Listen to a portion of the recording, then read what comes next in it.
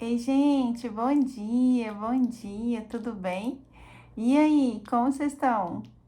Gente, ninguém comenta aqui pra mim, né? Muito triste. Nem um oi, nem um tudo bem, eu também tô bem, ou não tô bem. Aqui é pra gente conversar. Não só eu falar, mas às vezes eu gosto. No começo eu até recebi algumas mensagens de algumas pessoas contando algumas histórias, problemas na vida. E é ótimo quando a gente compartilha. Eu lembro que eu tinha uma médica que fez o parto da minha filha e ela falava assim: dor compartilhada é dor diminuída.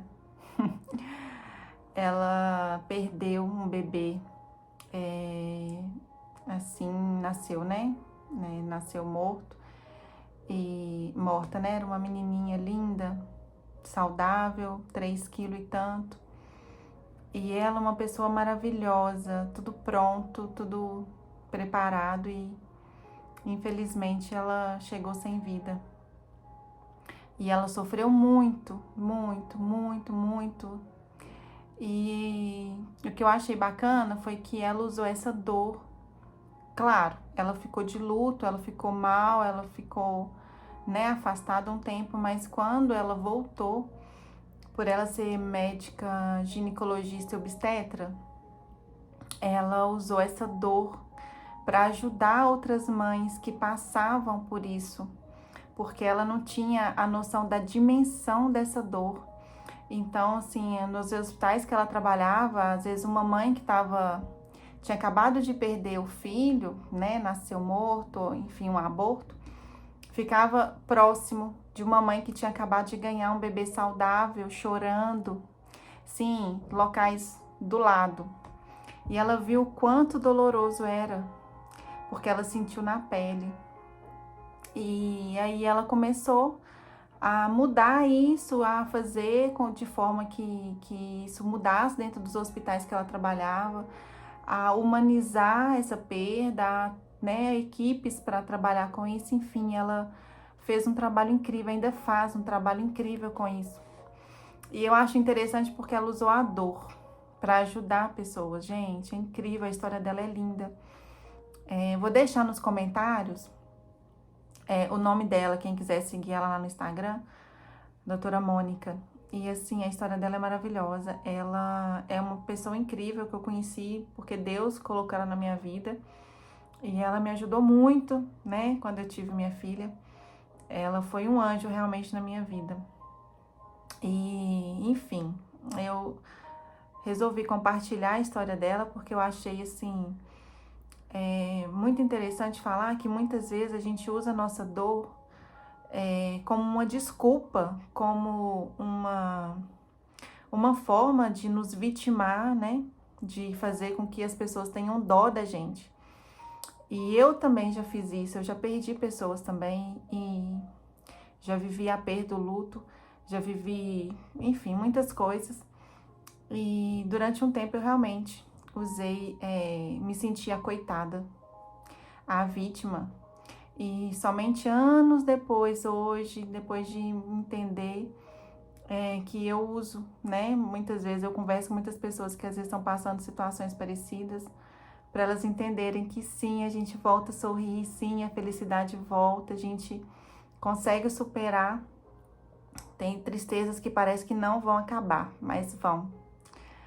Gente, bora lá, né? Já falei muito antes de começar a nossa leitura, nosso livro, Café com Deus Pai, nosso devocional. Vamos lá?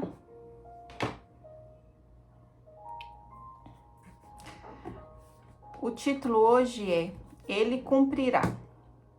E José fez que os filhos de Israel lhe prestassem um juramento, dizendo-lhes: quando Deus intervir em favor de vocês, levem os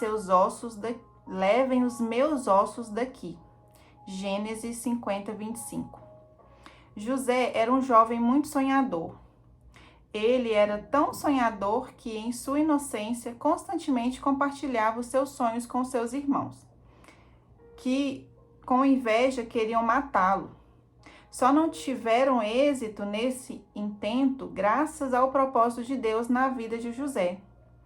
Entretanto, movidos pelo sentimento de inveja, os irmãos de José o venderam como escravo a mercadores, que o levaram para o Egito, onde, após sofrer novamente muitas injustiças e humilhações, foi enfim levado ao cargo de governador do Egito. Muitas vezes passamos por situações desagradáveis, as quais podem nos atribular e até mesmo abalar a nossa fé. Sim, podemos porque somos seres humanos. Contudo, quando temos uma promessa liberada sobre nós, tornamo-nos resilientes como José, para passar pelo processo sem desistir. José conseguiu ter sucesso em sua jornada de vida. Ele entendeu que o processo é tão importante quanto a promessa. É algo dolorido, enfrentaremos tempestades, mas precisamos confiar em Deus. Porque mesmo que as circunstâncias digam não, se o Pai tem promessas sobre nós, elas irão se realizar. Lembro-me de que quando adolescente sonhava muito. Aqueles que conviviam comigo diziam que eu era um sonhador e que aquilo que eu expressava a eles jamais aconteceria, pois um dos sonhos era ser pastor. Eu luto contra a timidez e o que estou lhe contando era conversado apenas com os mais próximos. Olhando, porém, para trás e vendo tudo que Deus construiu construiu em e por meio da minha vida, posso lhe assegurar com absoluta certeza, Deus é fiel para cumprir as suas promessas. Decida hoje crer, pois o Pai tem grandes planos para a sua vida e futuras gerações. Ele nunca o deixará, em tudo ele se faz presente. Se Deus determinou, ele é o Senhor do tempo.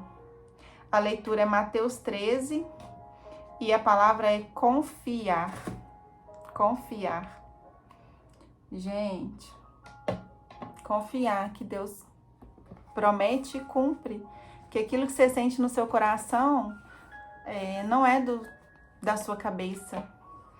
Às vezes é uma promessa do Senhor Deus quando você era criança e você tem medo de agir, tem medo de correr atrás, tem medo de fazer a sua parte para que os planos de Deus aconteçam.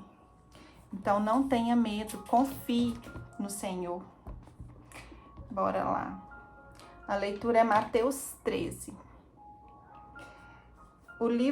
O capítulo de 13, ele é bem grande. Eu vou ler até o 23, que é a parábola do semeador. Vou ler ela toda. Tendo Jesus saído de casa naquele dia, estava sentado junto ao mar. E ajuntou-se muita gente ao pé dele, de sorte que, entrando num barco, se assentou, e toda a multidão estava em pé na praia. E falou-lhe de muitas coisas por parábolas, dizendo: Eis que o semeador saiu a semear. E quando semeava, uma parte da semente caiu ao pé do caminho, e vieram as aves e as comeram. E outra parte caiu em pedregais, onde não havia terra bastante, e logo nasceu, porque não tinha terra funda, Mas, vindo o sol, queimou-a e secou, porque não tinha raiz. E outra caiu entre espinhos, e os espinhos cresceram e a sufocaram. E outra caiu em boa terra e deu fruto, um a 100 e outro a 60, e outro a 30. Quem tem ouvidos para ouvir, que ouça. E, cercando-se dele, os discípulos disseram-lhe: Por que falas por parábolas?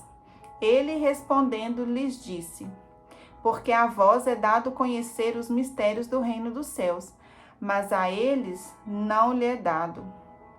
Porque aquele que tem se dará e terá em abundância, mas aquele que não tem, até aquilo que tem lhe será tirado. Por isso lhe falo por parábolas, porque eles, vendo, não veem, e ouvindo, não ouvem, nem compreendem.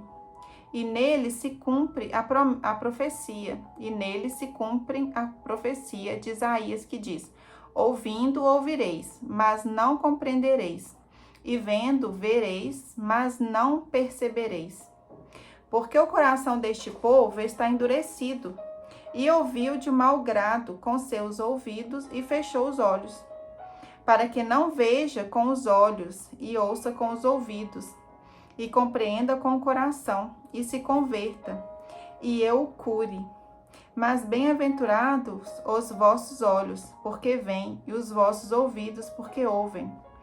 Porque em verdade vos digo que muitos profetas e justos desejaram ver o que vós vedes, e não viram, e ouvir o que vos ouvi, e não ouviram. Escutai-vos, pois, a parábola do semeador. Ouvindo alguém a palavra do reino, e não a entendendo, vem o maligno e arrebata o que foi semeado no seu coração. Este é o que foi semeado ao pé do caminho. Porém, o que foi semeado em pedregais é o que ouve a palavra e logo a recebe com alegria, mas não tem raiz em si mesmo, antes é de pouca duração. E chegada a angústia e a perseguição, por causa da palavra, logo se ofende. E o que foi semeado entre espinhos é o que ouve a palavra, mas os cuidados deste mundo e a sedução das riquezas sufocam a palavra e fica infrutífera. Mas o que foi semeado em boa terra é o que ouve e compreende a palavra, e dá fruto. E um produz 100, outro produz 60 e outro produz 30. Amém. Vocês entenderam, gente? Ele fala da parábola, depois ele explica como que ela se aplica pra gente. Que quando a gente escuta, né? A gente escuta a parábola do semeador e fala, né? Que aquela pessoa que foi semeada entre terra seca, né? O maligno vem e arrebata. O que foi semeado em pedregulhos, ouve a palavra, se alegra, mas como não tem raiz, a palavra não entrou, a fé não é suficiente. Como não tem raiz, de pouca duração, é chegada a angústia, a perseguição, e a pessoa logo se ofende, se afasta. E o que foi semeado entre espinhos. O que é espinhos na parábola? E eu, sinceramente, eu nunca tinha pensado nisso. Que eu já li Mateus e cada vez que a gente lê, às vezes a gente consegue ter um entendimento maior. Quando ele fala de espinhos, olha, espinhos é a sedução do mundo, as riquezas, tudo que a gente vê no mundo que nos tira do Senhor. É errado querer ter riqueza, querer prosperar? Não, é errado quando isso tá acima de Deus no nosso coração, quando isso sufoca a palavra de Deus, quando a gente se afasta de Deus pelas coisas do mundo. Não é errado, Deus quer sim que a gente tenha uma vida próspera, uma vida abundante, mas não, nada pode estar acima dele na nossa vida. Então, o que entristece ele é quando a gente coloca essas coisas acima dele. E quando a pessoa é semeada em boa terra, ouve de coração, entende, porque aqui fala das angústias, que quem é semeado, né, em pedregulho, que não constitui raiz, a palavra não entra forte dentro do coração da pessoa, quando vem a angústia, a perseguição, por causa da palavra, ela logo se ofende e se afasta. Porque aqui, ó, na pessoa que é semeada em boa terra, a palavra entra, ela entende que vai sim vir problemas, vai sim vir perseguição, vai sim vir angústias, mas ela não se ofende, ela não se entristece ao ponto de se afastar da palavra, ao ponto de deixar. o Senhor, ela entende e pede ajuda. Ela entende e pede socorro a Deus e não se afasta dele. Ai, gente, é maravilhoso. Nossa, o vídeo hoje vai ficar grande, gente, me desculpa. Eu tento todo dia não passar de 10 minutos, mas tem dia que não tem jeito. Mas a história da doutora Mônica, só para finalizar, quando Deus tem um propósito, é muito, muito maravilhoso. Quando a pessoa se propõe a cumprir. E a história dela tá, né, no Instagram, enfim. Bem lá no fundo, porque já faz um tempo que aconteceu. Hoje ela divulga mais os trabalhos, as coisas que ela faz, né, os nascimentos dos bebês. Mas enfim, tá lá. E Deus é tão maravilhoso que ela perdeu essa bebê. E ela tinha problema de engravidar, foi inseminação in vitro e tal. Ela fez 2 vezes, perdeu os óvulos, enfim. E aí depois que ela teve, né, essa atitude de usar tudo que aconteceu para ajudar pessoas, ajudar mulheres, mães, ela engravidou naturalmente, gente. O Deus é tão maravilhoso, veio um bebê perfeito, o menininho dela hoje chama Túlio, lindo. E assim, é incrível como que Deus age. Ela engravidou sem inseminação, sem nada, e ela não podia engravidar. Então, assim, gente, tem pessoas que umas histórias, sabe? Que, assim, realmente renova a nossa fé. E quando eu conheci ela, assim, eu também me lamentava muito. Ela, além de médica, era uma psicóloga. Uma pessoa incrível. Mas, enfim, gente, cumpra aquilo que você tem no seu coração. Porque Deus é fiel para cumprir aquilo que Ele tem também. Então, assim, eu louvo a vida dela.